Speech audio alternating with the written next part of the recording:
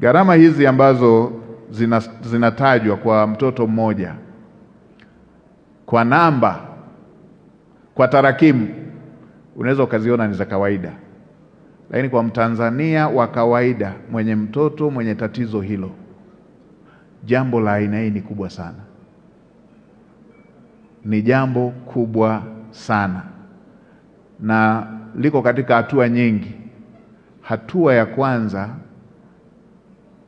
chukulia katika mazingira ambapo matibabu haya yakiwa hayapatikani hapa ndani ya nchi. Alafu hatua ya pili, weka ile gharama. Hatua ya tatu, jambo lenyewe tunaloongelea sio luxury, ni maisha. Kwa hiyo hiki ni kitu kikubwa sana, na ndugu zangu wa Tanzania, tuendelee kumpongeza Mheshimiwa Rais kwa kweli, kwa sababu amewekeza sana kwenye sekta hii ya afya.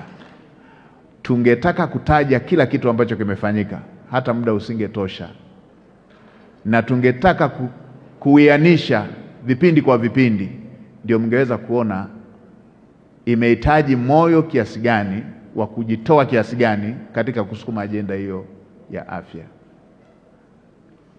Leo hii Tanzania inakuwa rufaa ya nchi nyingi jirani.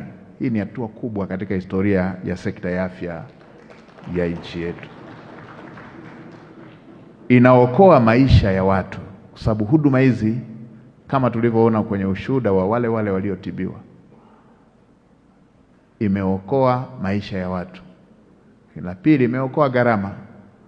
Mimi binafsi mwaka 2014 nilimpeleka mwalimu wangu wa shule ya msingi, alikuwa na tatizo ya kansa ya ziwa, nikampeleka India kwa miezi takriban 11.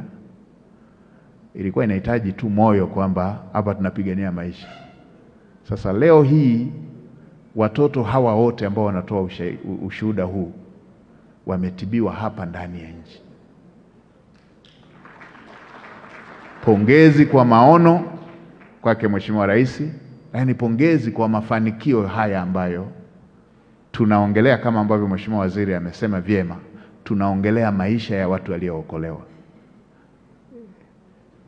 Tumetaja tarakimu zile kama fedha, lakini lipo jambo kubwa zaidi. Tunaongelea maisha ya mtu ambaye hayathamanishwi na fedha yeyote ile.